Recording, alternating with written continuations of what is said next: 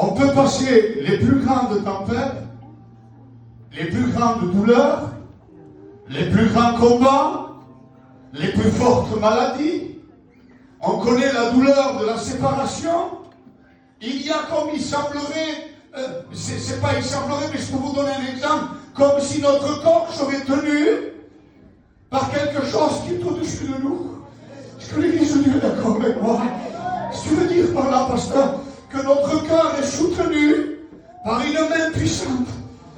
Et cette main puissante, lorsqu'on veut s'affaler, lorsqu'on veut glisser, lorsqu'on a tendance à laisser tomber, on dirait qu'elle est là pour nous soutenir. La Bible dit qu'il commande aux cieux et sa parole court avec rapidité. Et lorsqu'un malheureux crie, la Bible dit que l'Éternel l'entend et il le délivre de toutes ses détresses. Le contraire de malheureux, c'est bonheur. Et le message que Dieu m'a donné, c'est un mot, bonheur. Tu sais c'est quoi qui nous maintient lorsque la maladie vient frapper? C'est le bonheur. Tu sais c'est quoi ce qui nous donne des forces de continuer? C'est le bonheur. Mais comment les chrétiens sont absents de maladie, absents de séparation? Si je ferais témoigner ici derrière le pupitre, quelques-uns d'entre nous, on se mettrait tous à pleurer si derrière il n'y aurait pas une solution. Parce qu'un enfant de Dieu a rencontré réellement ce que la parole de Dieu dit. Il y a un bonheur éphémère, mais il y a un bonheur véritable. L'homme cherche le bonheur. Il essaye de se l'acquérir de plusieurs façons, mais il n'a jamais arrivé à se l'acquérir. Et je voudrais te dire ce soir, écoute bien, ouvre tes oreilles, ça serait dommage à un chrétien de laisser le bonheur que Dieu a reposé dans son cœur. Ça serait ça serait dommage à un inconverti de laisser passer le bonheur que Dieu lui adresse. Vanessa, écoute-moi bien, s'il vous plaît, dès que l'église soit attentive. Vous savez, lorsqu'on est derrière un pupitre, il semblerait qu'on est à l'aise. Non, c'est Christophe, mais moi, je parle de moi. Je ne suis pas à l'aise du tout. C'est dur pour moi. Toutes les fois que je prêche, c'est dur pour moi. Pas pour annoncer un message, c'est facile ça. On dit deux mots et on plie notre Bible et on batte. Non, non, c'est difficile lorsqu'on veut qu'une âme se sauve. C'est difficile lorsqu'on veut l'arracher de l'enfer. C'est difficile lorsque le diable est là pour essayer de distraire le peuple et pour pas qu'il écoute. Mais ce soir, Kevin est venu témoigner. 1 minute chrono, il a témoigné. Et il a dit avant, ma vie, il n'a pas voulu s'étaler sur l'ancienneté. Il a dit, vous vous rappelez ce qu'il a dit? Ma vie n'était pas terrible. Je te rassure, frère, le mien non plus. Mais il a dit, depuis que j'ai rencontré Christ, j'ai rencontré le bonheur. Je voudrais te dire que le bonheur s'obtient par un seul nom. Ce nom se trouve dans Acte 4, verset 12. Il dit qu'il n'y a pas été donné de nom parmi les hommes sous le ciel. Alléluia. Que le nom de Jésus-Christ. Le nom qu'il a chanté le pasteur Yeshua. Le nom qui fait trembler l'enfer. Le nom qui donne une solution. Le nom qui restaure les vies. Le nom qui dit c'est pas terminé. Le nom qui ressuscite les morts.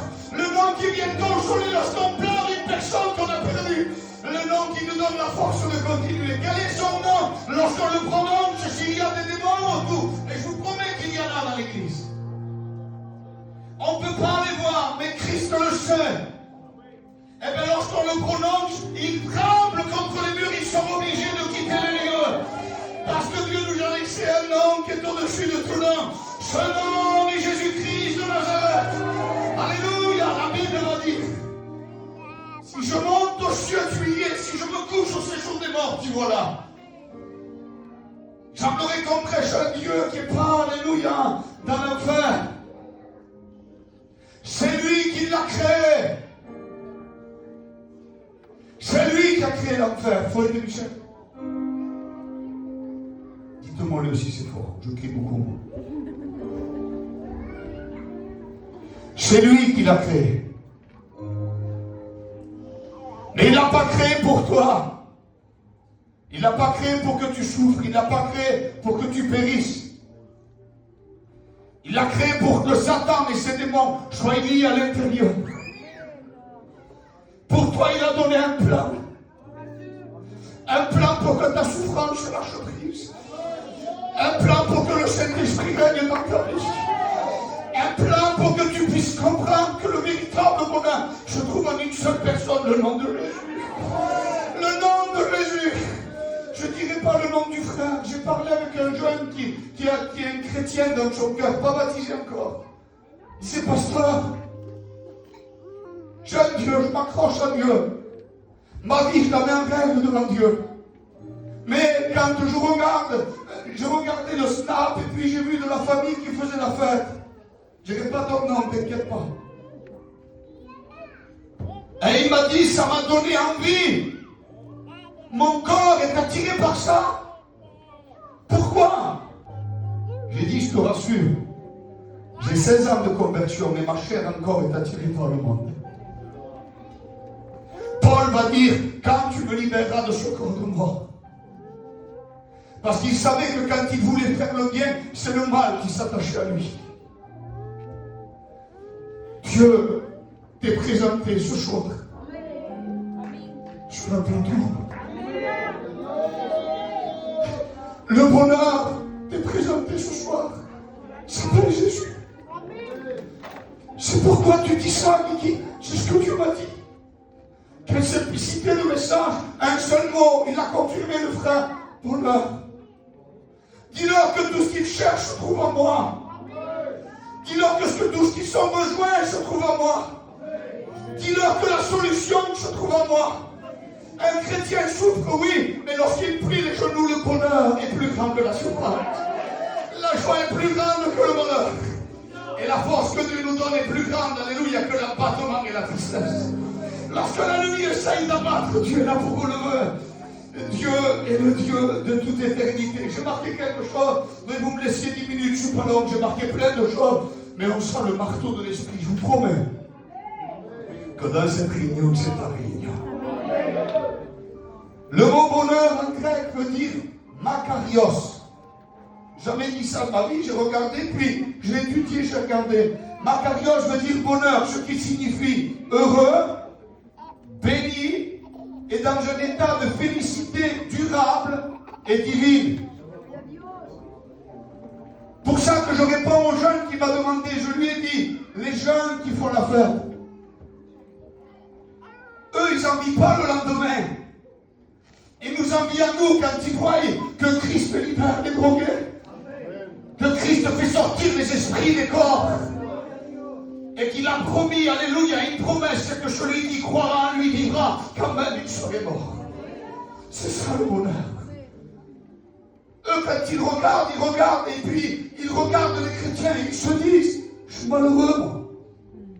J'aimerais être comme eux, je te garantis que c'est la vérité. J'aimerais être un chrétien, mais j'y arrive pas. C'est certain que toi-même, ça n'arrivera jamais.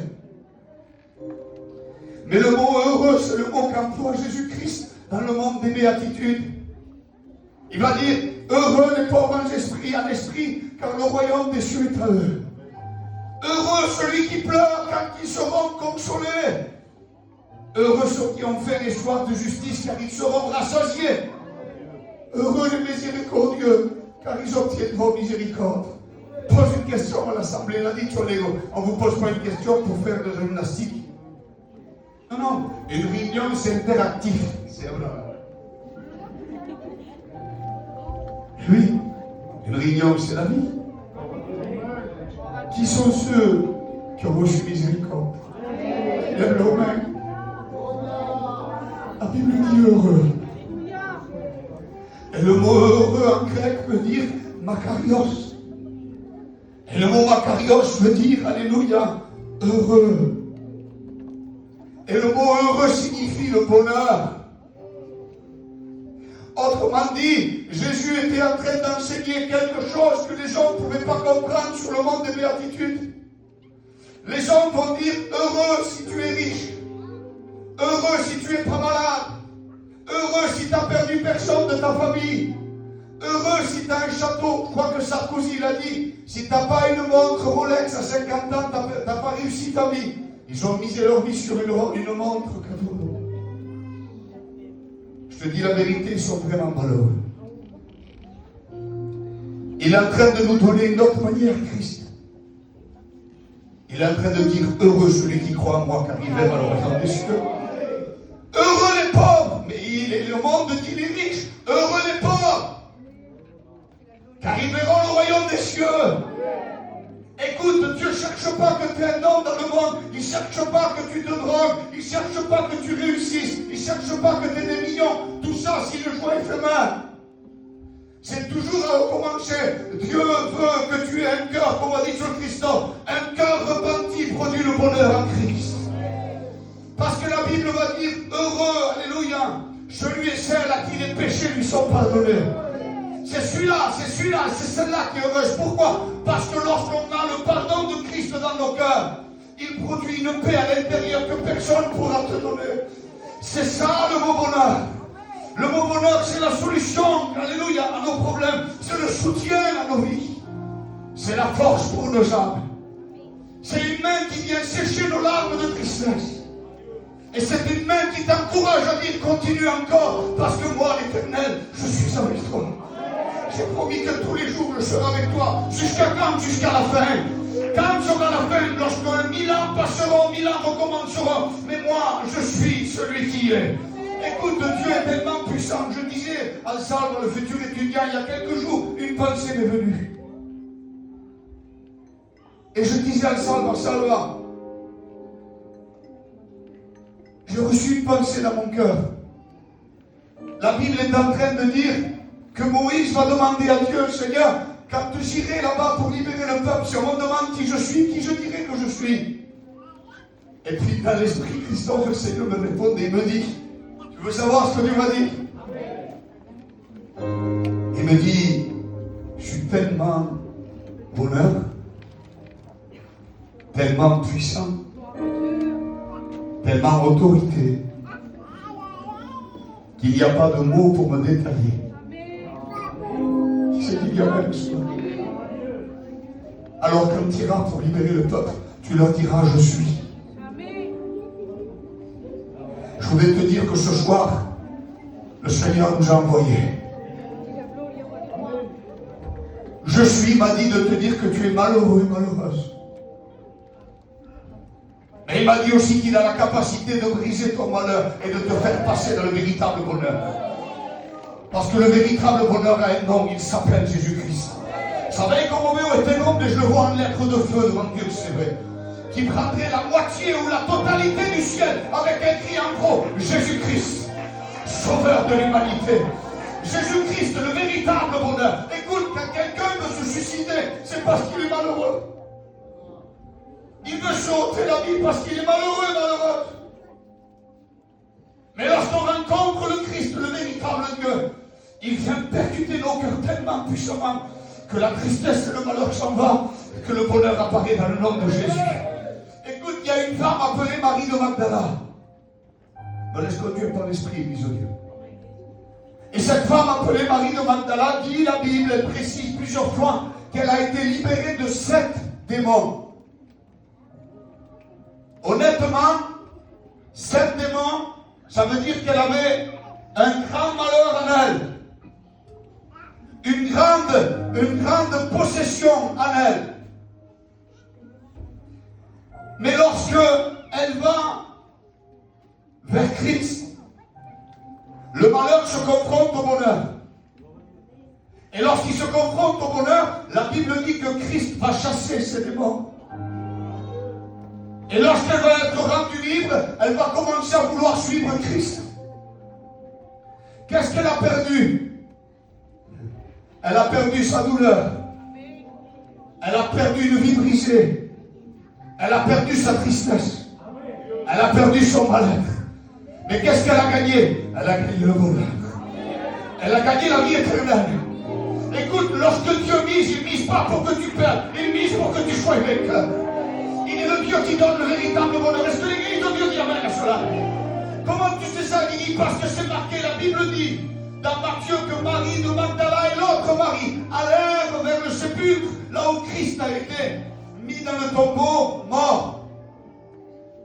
Et la première à l'avoir vu ressuscité, c'est Marie de Magdala et l'autre Marie. Qu'est-ce que tu veux dire par là, il dit? que tu peux être dans une peine et une douleur la plus profonde qu'il peut y avoir. Nous avons un Dieu qui est capable de te donner le bonheur que jamais tu as pu avoir. Le bonheur, il a un nom, il a un nom, il a un nom qui résonne dans ton cœur, il a un nom qui résonne dans ton cœur, il a un nom qui résonne dans ta âme, alléluia. Que tes oreilles s'ouvrent à travers le sang de Jésus. Écoutez, le diable ne veut pas qu'on dise le mot bonheur. Le mot heureux, l'ennemi en a horreur de ça. Pour ça qu'il ne veut pas qu'on presse ça. Il ne veut pas te faire croire que le bonheur est possible à toi. Que tu oídos se abren por la sangre de Jesucristo de Nazaret. Et que la parole percute et qu'elle rentre à l'intérieur de ton cœur tel un marteau qui brise le roc dans le nom de Jésus. Il y a un bonheur qui t'est proposé. La Bible va dire, alléluia, projet de paix, non de malheur, afin que tu vives toi et ta descendance, toi et ta postérité. Dieu nous a promis une vie de bonheur. T'es pas né pour souffrir, non, t'es né pour avoir Christ dans ton cœur. Le vide que Christophe a dit, tu as été produit, le vide dans le cœur. On va en parler 2 minutes, vous le voulez? Le vide dans le cœur produit la solitude, produit l'amertume. Il met à l'intérieur de nous un sentiment de rejet et d'abandon. Le diable a accès sur ces sentiments. Il vient dans ta pensée et il te dit, personne t'aime. Tu es né pour souffrir. Le bonheur n'est pas pour toi. Il ne te reste plus rien à faire. Et il t'emprisonne, et il te lie, et il t'emprisonne, et il te lie. Je voudrais dire quelque chose que l'esprit me rappelle depuis tout à l'heure. Je voudrais que le jeune homme, Nino de Gino, levante tes manos, s'il te plaît, mon garçon. Tu peux faire ça quand on te voit de loin. C'est bon. Bruno m'a téléphoné. Je peux le dire, Bruno, tu m'as permis. Et il m'a dit, écoute, Gino venait à la réunion, pardon mon Gino, je ne veux pas rentrer là-dedans. Et puis il me dit, il y a un petit moment qu'on ne le voit pas, son garçon de 9 ans. Écoutez bien ça. Le petit jeune qui a levé la main là. Il a dit qu'il lit sa Bible et il prie le Seigneur tous les jours.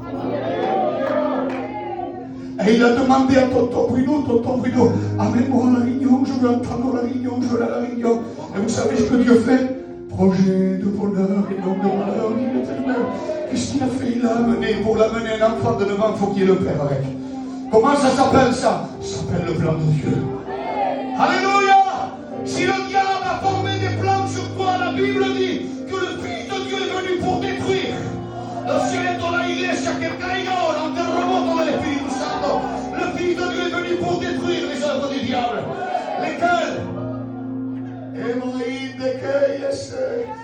Cette foi qui te dit que personne t'aime, ce sentiment d'abandon, cette peine, cette douleur, cette tristesse peut être brisé à travers l'autorité du Saint-Esprit. Et il y a une promesse qui t'a été faite. Écoutez, je l'ai reçu dans mon cœur. Vous savez ce que Dieu me disait à part? Guigui, c'est une bonne réunion. Pourquoi? Je ne vaux rien, Seigneur, je ne mérite rien de toi. Parce que je vais t'attirer des âmes ce soir qui vont donner leur cœur à Dieu. Tu vas leur dire que le véritable bonheur se trouve à une seule personne. Il se trouve dans le nom de Jésus. Écoutez, j'ai écrit un homme ici. Je vous donne 2 exemples au prix du Seigneur. Vous savez que je ne suis pas l'homme. Un homme qui était appelé, mais le marquant, Buzz Aldrin. Un Américain avec Armstrong. Vous avez écouté cette histoire pour la plupart. En 1969, ils ont pris une fusée, ils sont partis dans la Lune. Et il a marché sur la Lune. Ce que tout homme du monde entier aurait aimé faire, le rêve que personne n'a pu faire. Les premiers hommes à marcher sur la Lune. Il est parti dans un but, j'ai lu l'histoire, j'ai étudié sur Internet, j'ai lu l'histoire tout à l'heure. Et il dit que son rêve c'était ça, parce qu'il croyait que si une fois il aurait fait ça, il aurait atteint le bonheur. Et l'histoire nous dit qu'il va marcher sur la Lune, il va revenir chez lui. Et quelques temps après, quelques jours, semaines, mois, je ne sais pas, quelques temps après, il va tomber dans une dépression. Il va tomber dans l'alcoolisme. Il va tomber dans la drogue. Il va divorcer de sa femme. Il va avoir des pensées de suicide. Et l'histoire va dire qu'il s'est mis, alléluia, et il va dire comme cela, il va dire, voilà, je croyais que mon bonheur était de marcher sur la Lune. J'y ai été, je suis plus malheureux que jamais. Et maintenant, où est mon bonheur? Père, toi, ce soir, tu n'as pas été sur la Lune, et moi aussi. Mais nous, on a reçu le chemin du bonheur. Il n'est pas sur celui qui marche sur la lune. Nous, on connaît celui qui a créé la lune. C'est qu'il y a même cela. Il est sur celui qui a créé le soleil. Il est le véritable bonheur. Celui qui l'accepte, plus jamais il sera malheureux. Il a une auberge sous laquelle il peut se reposer. Écoute, lorsque tu pleures, c'est ce que Dieu m'a dit. Lorsque tu pleures, ce qui t'ont devancé, que tu revis le film tous les jours de ta vie, il y a un poids ici, une angoisse, la dispute est le sujet de ta maison. Il dit, comment tu sais tout ça? Parce que l'Esprit dit à moi. Eh bien, Dieu m'a dit, ce soir, tu leur proposes le bonheur. Je leur ai dit déjà, plusieurs fois, ils ont été inactifs, insensibles à ce que je leur ai demandé. Mais si ce soir, ils me permettent de rentrer, je rentrerai, je chanterai avec toi. Apocalypse 3:8 va dire, si tu entends frapper à la porte, je frappe. Et moi je te dis, si tu entends, et si tu ouvres, le bonheur rentre. Et lorsque le bonheur rentre, l'amertume s'en va. La solitude disparaît. La tristesse est vaincue. Bendito sia Dio. Et celui qui demeure, c'est Jésus. Le bonheur, c'est Jésus. Lorsqu'on est fatigué, dit. Lorsqu'on n'en peut plus, lorsqu'on est découragé. Et qu'on plie les genoux même, qu'on n'a plus de force, les chrétiens. Et qu'on demande à Dieu, Seigneur, j'ai besoin de toi. Dis la vérité. À bout d'une minute, 2 minutes, on sait comment la présence de Dieu descend dans nos cœurs. Et qui nous dit, Vanessa, je suis moi la solution à tous tes problèmes. Tout ce que toi tu ne peux pas faire, moi je peux le faire. Tout ce que tu n'as jamais eu, je peux te le donner. Tout ton foyer, ta tristesse qui a été brisée, alléluia, ton mari qui t'a fait du mal dans ta maison, toutes ces disputes qui t'ont poussé à te dire que tu es né pour souffrir, moi l'Éternel, je peux te donner maintenant le véritable bonheur. Vous savez quoi, c'est pas à force de parole. La Bible dit que c'est le Saint-Esprit. Maintenant, on laisse la place à l'Esprit.